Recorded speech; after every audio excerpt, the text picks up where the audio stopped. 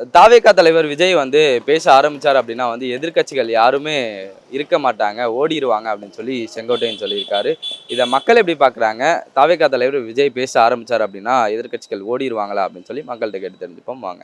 அவர் முதல்ல ஒரு கவுன்சிலர் ஆகட்டும், அதுக்கப்புறம் அதை நம்ம பார்ப்போம். வந்தவனெல்லாம் சிஎம் ஆகிறதுக்கு ஒன்றும் தமிழக மக்கள் ஒன்றும் பைத்தியக்காரன்லாம் கிடையாது. அதெல்லாம் எல்லாருக்கும் எல்லாருமே தெரியும். ஒரு நடிகரை மொத்தத்தில் நான் சொல்கிறேன்ல, ஒரு நடிகனை நம்ம நடிகனாக தான் பார்க்கணுமே தவிர அரசியல் என்பது வேறு, திரைத்துறை என்பது வேறு. அவர் முதல்ல பேசட்டும். அவருக்கு பேசுகிறதே அவர் எழுதி கொடுத்து வச்சுட்டு தான் பேசுகிறாரு. அரசியலுங்கிறது ஏதோ நேற்று நடித்து இன்றைக்கி வந்து அரசியலில் வந்து நான் முதலமைச்சர் ஆயிடுவாங்கிறது எந்த விதமான சாத்திய கூர்மே இல்லை. விஜயோடைய எந்த ஒரு பேச்சுமே நீங்கள் அதை நம்ம காதில் வாங்க வேண்டிய தேவையே இல்லை. அவர் வந்து ஒரு நடிகர், அவ்வளோதான். ஒரு நடிகனாக நீங்கள் பார்க்கல அப்படின்னு சொன்னால் இந்த தமிழ்நாடு இல்லை, நீங்கள் வந்து கேரளாவில் எடுத்துக்கங்க. கேரளாவில் வந்து இன்னோசன்ட் சொல்லி ஒரு நடிகர் தேர்தல் நின்றார், போடா அப்படின்னு வெளியில் விரட்டி விட்டான். ஏன்னா அங்கே இருக்கக்கூடிய மக்கள்லாம் கல்வி தரத்தில் உயர்ந்திருக்காங்க. ஆனால் இங்கே இருக்கக்கூடிய மக்களுக்கு வந்து எவன் அரசியல்வாதி, எவன் நல்லவன், எவன் கெட்டவனே பிரித்து பார்க்கக்கூடிய அந்த தகுதி வந்து இந்த மக்கள்கிட்ட வந்து கம்மி.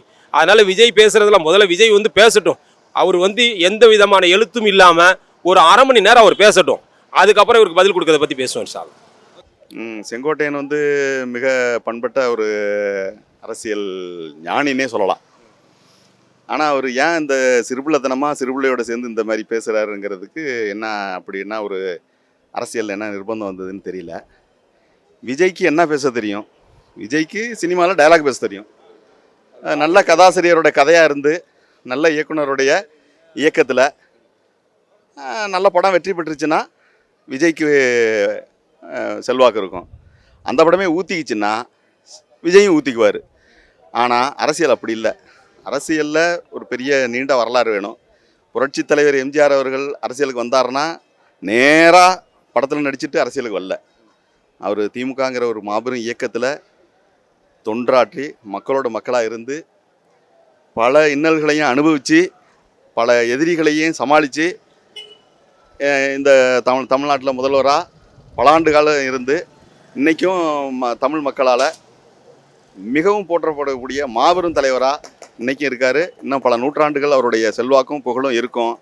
அந்த அளவுக்கு ஒரு சிறு துளி கூட விஜய்க்கு இருக்காது. 2026 சட்டமன்ற தேர்தலுடைய முடிவில் விஜய் சிதறடிக்கப்படுவார், சின்னாபின்னமாக்கப்படுவார் என்பதே என்னுடைய மேலான கருத்து. இப்போ 50 நாளைக்கு ஒரு நாள் தான் வெளியே வராரு. அதில் வந்து 2 நிமிஷம் தான் பேசுகிறாரு. 2 நிமிஷமே அவர் வந்து அரசியலை பற்றி பேசலை. அவர் வந்தார், ஒரு கெத்தை காட்டிட்டு ஒரு ஸ்பீச்சை கத்தி அவராக சும்மா பேசிட்டு அதுக்கப்புறம் போயிடுவார். திரும்பி அடுத்து ஒரு 10 நாள் 20 நாள் கழிச்சு தான் வெளியே வருவார். அது வரைக்கும் அவங்க நிர்வாகிகளை கூட அவர் சந்திக்கலை. அவரை கண்டு எல்லாம் எதிர்கட்சி எந்த கட்சிகளும் பயப்படலை. அதெல்லாம் எந்த சாத்தியமும் கிடையாது. அவரை வந்து எந்த எதிர்கட்சியும் கூட ஆளுங்கட்சி கூட அவரை ஒரு பொருட்படுத்தவே இல்லை யாருமே. அவர் பேசுகிறாருன்னு யாராவது ரிப்ளை பண்ணணும், யாருமே ரிப்ளை பண்ணல. அவங்களுக்குள்ள அவங்க நிர்வாகிகளுக்குள்ள மட்டும்தான் அவங்களே ரிப்ளை பண்ணுறாங்க. அவங்க எந்த கட்சியும் எந்த எதிர்கட்சியுமே அவங்கள வந்து ஒரு பொருட்படுத்தவே இல்லை. அவங்கள ஒரு ஆளாகவே யாரும் மதிக்கலை விஜயை. சார் செங்கோட்டையன் அவர் சொல்லியிருக்காருன்னா அவர் அந்த கட்சியிலேருந்து அப்படி தான் சொல்லி ஆகணும். எங்கள் தலைவர் பேசினா எதிர்கட்சி பயப்படுன்னு தான் சொல்லணும். எங்கள் தலைவர் வெளியில் வந்தாலே எல்லோரும் ஓடிடுவாங்கன்னு தான் சொல்லணும். வேறு மாதிரி சொல்லிவிட்டு அவர் அந்த கட்சியில் இருக்க முடியுமா? அவர் அப்படி தான் சொல்லுவார். ஆனால் விஜய் வந்து டெய்லியும் பேசுகிறாரா?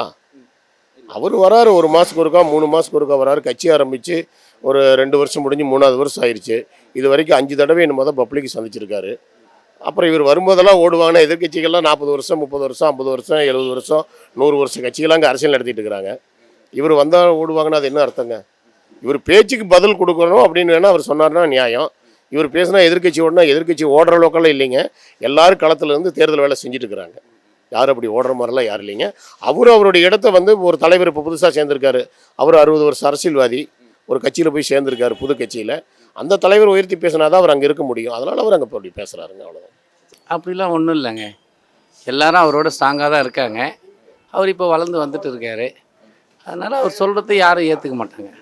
அதெல்லாம் ஒன்றும் இல்லைங்க. அவர் வேலையை அவர் பார்க்குறாரு, அவங்க வேலையை அவங்கவுங்க பார்க்குறாங்க. நார்மலாக போயிட்டு இருக்கு. அது எல்லாம் ஒரு யூகத்தில் பேசுகிறது தான். அப்படிலாம் ஒன்றும் கிடையாது. அவங்கவுங்க வேலையை அவங்கவுங்க பார்த்துட்டு இருக்காங்க. ஆமாம், ஏடிஎம்கே அவங்க ஒர்க்கு பார்க்குறாங்க, டிஎம்கே அவங்க ஒர்க்கு பார்க்குறாங்க, பிஜேபி அவங்க ஒர்க்கு பார்க்குறாங்க, அம்மா சின்னம்மா அவங்க ஒர்க்கை பார்க்குறாங்க. விஜய் அவர் ஒர்க்கை அவர் பார்த்துட்டு இருக்கார். அதெல்லாம் எந்த மாற்றமும் கிடையாது. அவங்கவுங்க ஒர்க்கை அவங்க பார்த்துட்டு இருக்காங்க. 3 ஆண்டு காலத்தில் என்ன அரசியல் பண்ணியிருக்காரு அவரு? என்ன அரசியல் பண்ணியிருக்காருன்னு சொல்லுங்க. என்ன இந்த இடத்துல இந்த மாதிரி அரசியல் பண்ணியிருக்காரு உங்களுக்கு பிடிச்சிருக்கா? என்ன பிரச்சாரம்? கரூரில் போய் என்ன பிரச்சாரம் பண்ணாரு?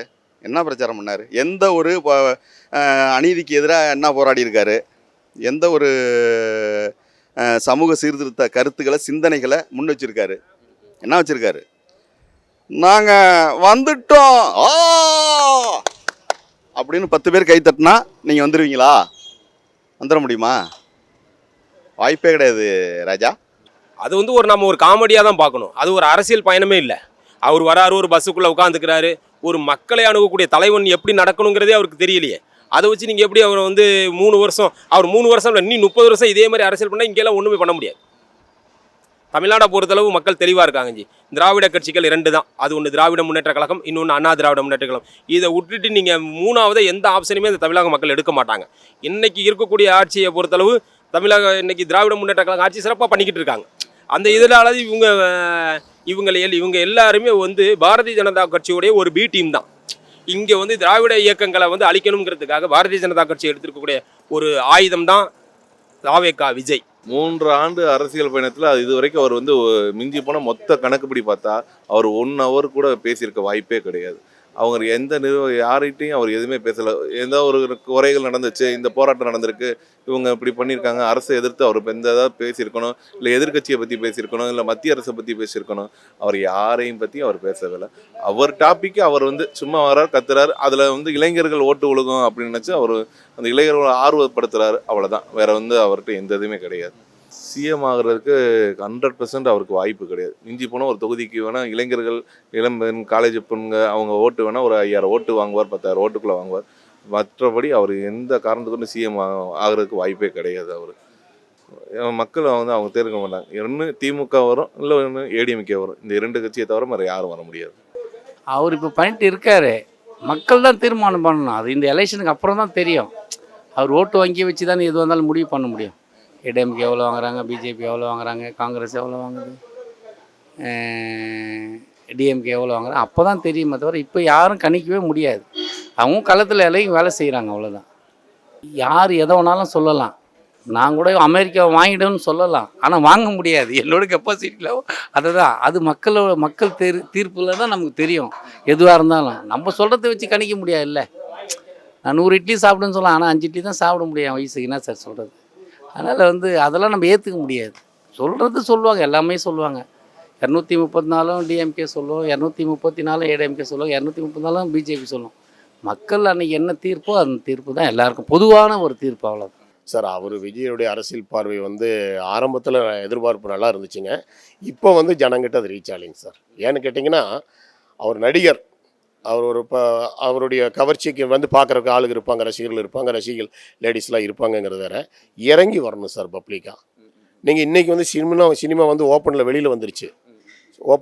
அந்த அளவுக்கு நடிகர்களை தூக்கி வச்சுட்டு ஆள் இல்லை. அப்படி இருக்கிறப்ப இவர் வெளியில் வந்திருக்கணும். அந்த காலத்துலலாம் நீங்கள் எம்ஜிஆர் எடுத்துக்கோங்க, எத்தனையோ நடிகர்கள் சினிமாவில் இருந்தாங்க. அவங்களாம் கீழே இறங்கி ரோட்டில் நடந்து வந்தாங்க சார். படிக்கட்டு ஏறினாங்க. இவர் படி ஏறதே தெரிய மாட்டேங்குது. அப்படியே என்னமோ ஜீம்பூம்பா படத்தில் வந்த மாதிரி வராரு. ஜனங்கிட்ட நெருக்கமா இல்லைங்க. ரசிகர்கள் என்ன பண்ணாலும் ஏற்றுக்குவாங்க. விஜய் வந்து ஹெலிகாப்டரில் வந்து நேராக ஸ்டேஜில் குதிச்சாலும் ஏற்றுக்குவாங்க, அவருடைய ரசிகர்களை ஏற்றுக்குவாங்க. ஆனால் பப்ளிக் வந்து அந்த நெருக்கம் இருக்கணுங்க, வா அப்படி தோளில் கை போகிற மாதிரி இருக்கணும். அந்த மாதிரி இல்லைங்க அவர். அப்படி அந்த அளவுக்கு ஜனங்கிட்ட நெருங்கலை சார். விஜய் வந்து இதுவரைக்கும் அதிமுக திமுகன்னு 2 பெரும் கட்சிகள். 3வது இடம் அவருக்கு கண்டிப்பாக இருக்குதுங்க. அதாவது வாக்கு வங்கியில் 3வது இடம் வருவார். வாங்க, அதுக்காக கன்ஃபார்முங்க. ஆனால் அவருடைய நோக்கம் எல்லாமே வந்து நான் தான் 2026 சிஎம்லாம் ஓப்பனாக சொல்கிறாரு சார். அப்படி சொன்னால் தான் சார் ஓட்டு கிடைக்கும். இல்லைங்க, நான் சொன்ன மாதிரி நான் 3வது இடத்துக்கு போவேன்னு சொன்னால் அப்புறம் 5வது இடத்துக்கு போயிடுவார். அப்படி சொன்னால் தான் ஓட்டுக்கு இருக்கிறவங்களை தக்க வைக்கணும்ல. அவர் ரசிகர்கள் வந்து அவருக்கு ஃபேவராக இருக்கணும் இல்லைங்க. நான் முதலமைச்சர்னு சொல்லி தான் சீமானு சொல்லிட்டு இருக்கிறாரு. சீமான் அப்படி தானே சொல்லிட்டு இருக்கிறாருங்க. வைகோ அப்படி தான் சொல்லிட்டு இருந்தார். விஜயகாந்த் அப்படி சொல்லிட்டு இருந்தார். அவங்க கூட இருக்கிறவங்களை தக்க வைக்கிறதுக்கு அப்படி சொன்னா தான் இருப்பாங்க. அதனால் அப்படி சொல்லிட்டு இருக்கிறார்.